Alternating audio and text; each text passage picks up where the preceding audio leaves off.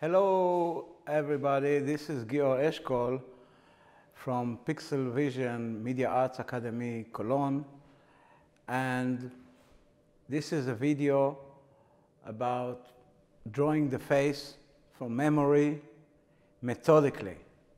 In the previous video we were doing the template of Pupil, and today we're going to do the template of the front of the face. So we're going to start, like in the previous video, with a circle.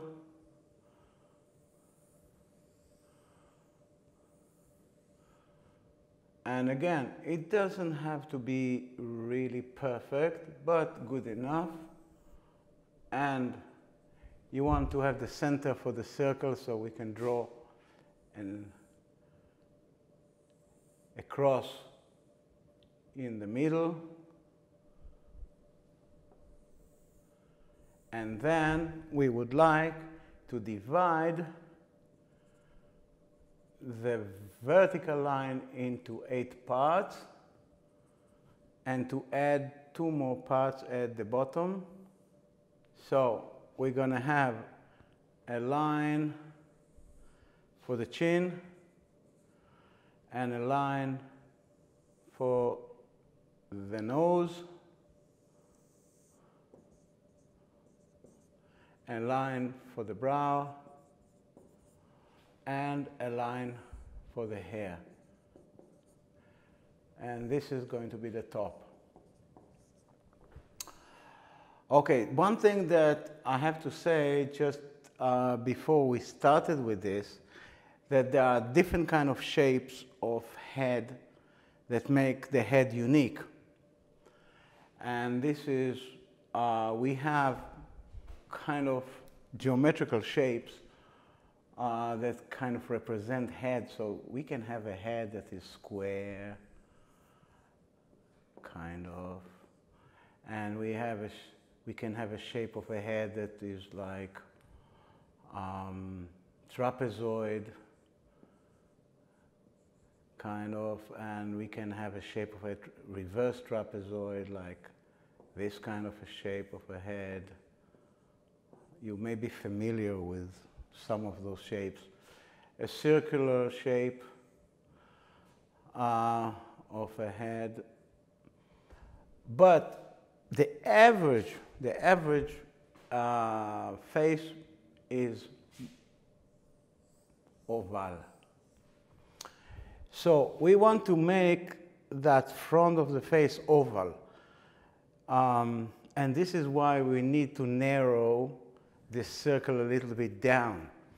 So we can just make it, just narrow it, but as we do it kind of methodically, step by step, let me show you how you do it very accurately. Or accurately, you just divide it into 4 parts, like we do in the vertical. We do the horizontal lines also divided, and cut it like this all the way down. And now we kind of have that shape, it looks like. Can be improved here. So this is the basic template. And then we need to add the eye line, which is, I'll make it in a broken line, which is going to be here. And pay attention that this is actually half of the way through. So you want the eye kind of to be halfway of the face. For average, again. Now, every time you change from that average, you go into the uniqueness of that person.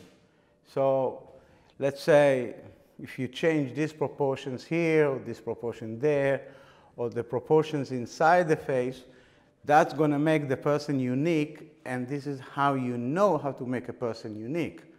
And you can do it from memory, because this is, you can memorize this Everybody can memorize that template, this template. So you have the template, and then everything that is changed from the template is making it uniqueness to that particular person. So what we want to make sure that for our average person, this and this and this is going to be equal.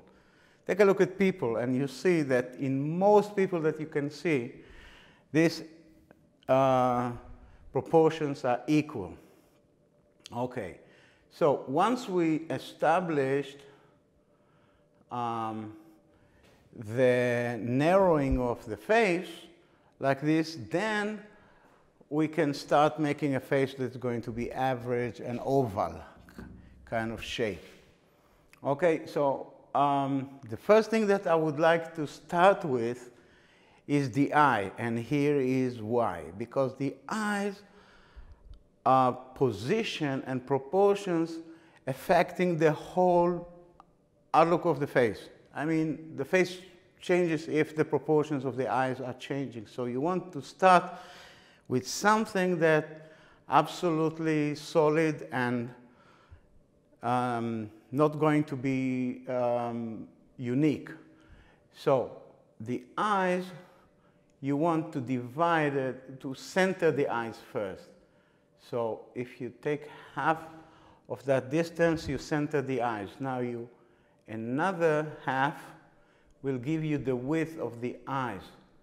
Now, you can see right now that what happened here is that we have 2 units for the eyes, 2 units between the eyes, another 2 units for an eye, and half a unit for the rest. Half unit for the rest here too. So what we have here, think about it like you can have an eye between the eyes. This is something that you have to keep in mind.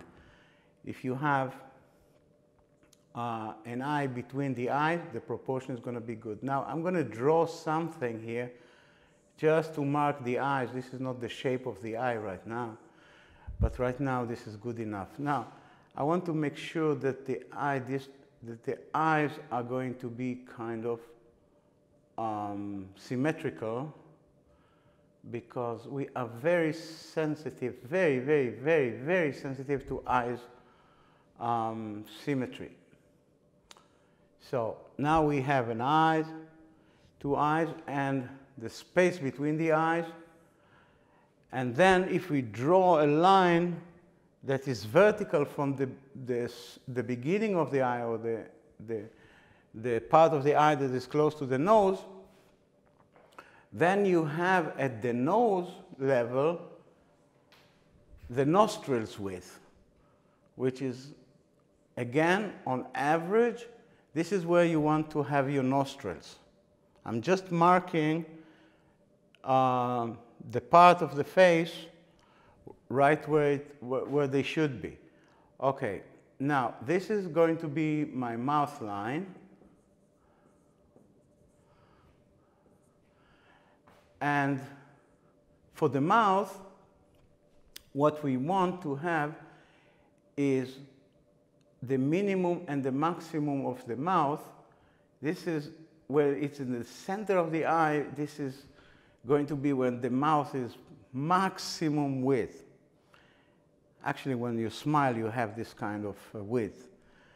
And here, the nostrils line, it's going to be the minimum. I mean, this is very, very, very small mouth. So average, you want it in between. So we mark the stop like in a slanted line like this, and then we can get rid of this line right now. Everything we don't need, really. Here. And we have the width of the mouth right there. This is going to be for the chin. So,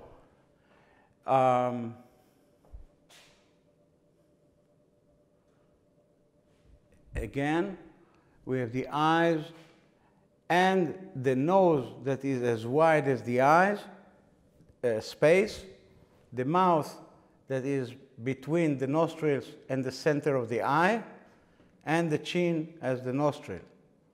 Now, between the nose and the eyebrow, there's going to be the ears, and the ears are not as wide as in a profile, because in profile, the head, the ears are going slanted from the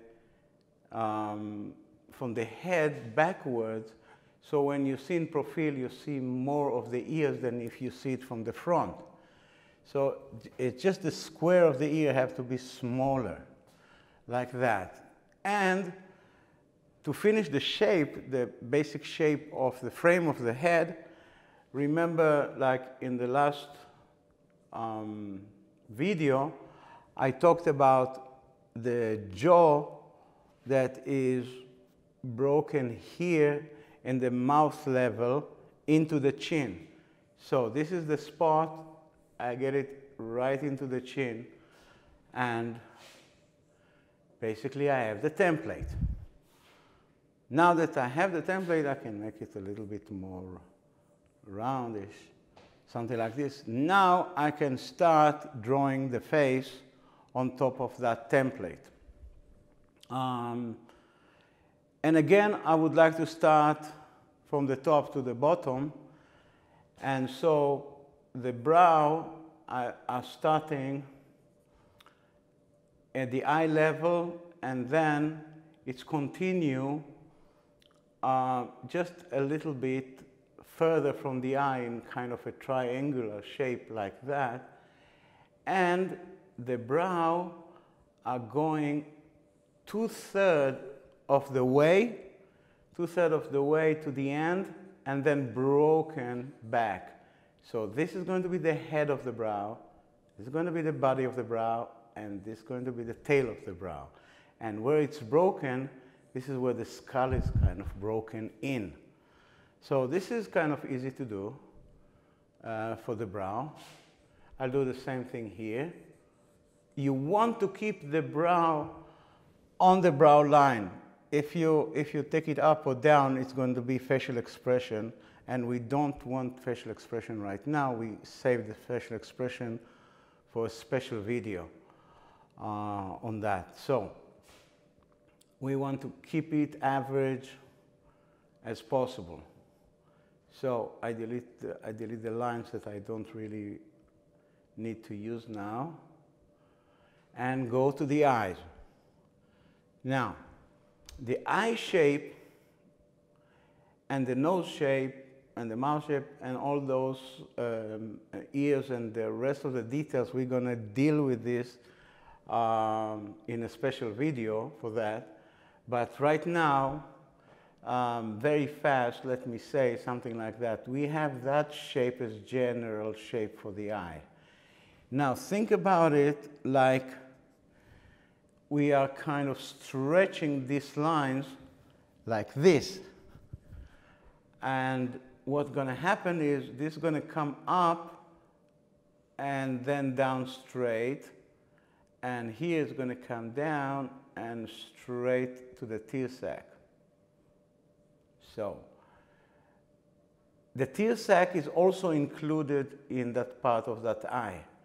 So we have something like that. And we make it round a little bit.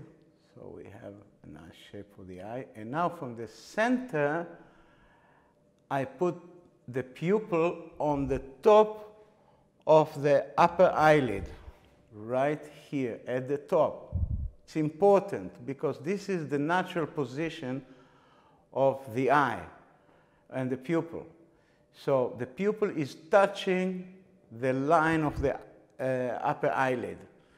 And the iris is touching the bottom line of the eye line, or the eyelid, the bottom eyelid. So this is where the iris is touching this line, and then it's going to give me a radius. Once it gives me a radius, it allows me to make a perfect circle for the eye.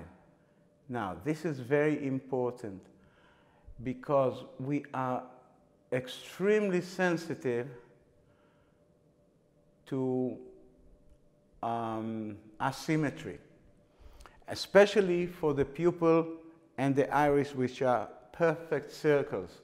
So if they are not perfect circles, if they're going to be like this or like that, all kind of funny shapes, it's going to look terrible. So we don't want that. So this is the way to trick how to do it. You put the pupil on the top of the eye, of the upper eyelid, and then the iris circle at the bottom. You have a radius, and then you draw a circle. After you draw the circle, you can erase the top. So first let me do the other eye, and like that. And this is going to be my pupil radius, and I'm going to draw a circle, make sure that the circle is also equal or similar in shape like the other one. We don't want one iris that is going to be bigger than the other. So we test that out. If this is okay, we can erase the top, and we are left with this, like that. So now we have the correct shape of the eye. Now that we have that, we can continue with the rest of the part of the eyes. And the next one is, we want to do, is the hood. The hood is right above the top eyelid, but normally, again, remember that there is always gravity. So if the hood is normally supposed to be like that in babies, or something like that, when the skin is still tight, later on it's falling down like this, so it creates a line that is almost straight like this for the hood. Now, the hood is connected to the line that is going to be for the eye socket. So this is going to be the line of the eye socket, and the eye socket line is slanted 45 degrees down like that, and connected to the hood. Now, another thing is that, remember that from here to the edge of the other edge of the eye, there is an eyeball. So the eyeball is also affecting how the eye is going to look like, because here you see the bulge at the bottom, and between the eyelid and the hood, you see some bulging. Now this bulging is going to go around the eye, something like that. So we're going to have something that goes like that. And the bottom eyelid. The bottom eyelid is going to stretch from the tear sac to the edge of the eye. So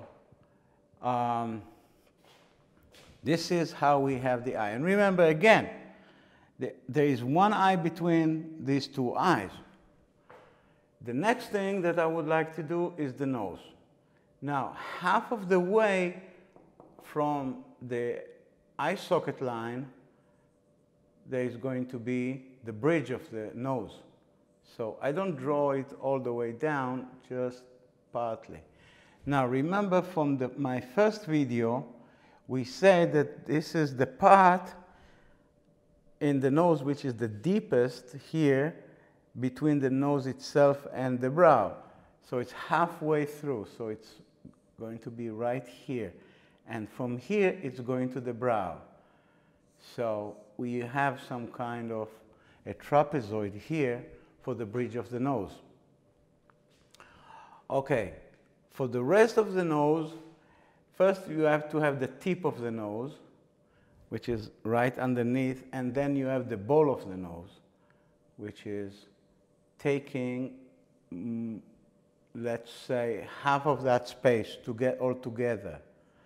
The nostrils have to be wide from here to here and high, the same proportions. So same, and come in. And then the nostrils is going to be right under this way. And now you can make everything look more round and nice. But you see that step by step, it's easy to do over the template. Now, the next thing that I would like to do is the mouth. Now, the mouth is, the upper lip is always a little bit bigger than the bottom lips. So for the bottom lips, I'll make some kind of a square at the bottom, and then I'm going to round it in at the edge. And for the top lip, what I want to do is, the top lip is not going until the end, it's going 3/4 of the way in a circular fashion like this. So it's going to go like this and like that. And accordingly, with the same curvature, I'm doing the center line of the mouth. So it's going to be this way. Now, what I got left here for the mouth is just the bottom of the mouth and the beginning of the chin, which is going to be here. And now I want to go over something about the muscles of the face. So, what we have, we see lines that goes this way and a line that goes that way, and lines that go that way. And this is a line of wrinkles, and a line that goes this way, and in old people it's coming down, but in normal people it's not going so deeply into the chin, but all of them is the direction of the chin. So these wrinkles are 90 degrees to the wrinkle lines. So if you have wrinkles this way, you have muscles this way. If you have wrinkles this way, you have muscles this way. So this is the major muscle line. This is the rhizoius and the zygomaticus major. This is a smiling muscle, and you have the wrinkles going 90 degrees to them. So remember, if you have wrinkles everywhere in your body, whatever you have, a wrinkle, it's probably indication of a muscle that goes underneath in 90 degrees. So we have that line. Now, this line is not going perfect curvature like that, because again, you have gravity that is pushing the cheek a little bit down, so it's going to look a little bit curvy here. So if you can't really make that curvature like this, it's a good idea to make it this way and make a curve the opposite way, and then erase it here, and there you go, you have it. Now, this is going to be the chin right here, and this is going to join here. And here on top of the nose, remember that this part have to be 2/3 here, 1/3 there. And here we have that where the muscles here are coming together, so it's look like a place that is a little bit deeper, and you have some kind of a seam that's going around the mouth here and there. So the mouth is kind of, in a way, it's like a wound that opened, and it's a different kind of skin from the skin of the face and skin of the mouth. So there is some kind of a seam that's going along the mouth, and joining the nose. You can see it very clearly on babies that you have that kind of a seam, and in certain kind of people too. Now, I just want to make the cheekbone position. The cheekbone position is going to be between the nose and the eye in this direction, like that. So this area is always going to be dark because this is high, and this is further away. One thing to remember is that is important, that whenever you have something that is in front of other thing is dominating it. So if you have a line of the cheek here, it's always going to dominate the ear. So never, ever, ever make the ear look like this, because it's going to look like your ears are in front of your face. And this is not what you want to have. So from the center of the ear, the hairline is coming. We're going to dedicate a whole video for the hair later on, but right now I just want to put the hair like this, so I know the positions of the hair, and just a bit of the neck, and we're going to go for the details in the next video that we're going to do for details of eyes, nose, mouth, and what have you. So thank you very much, and we'll see you in the next video.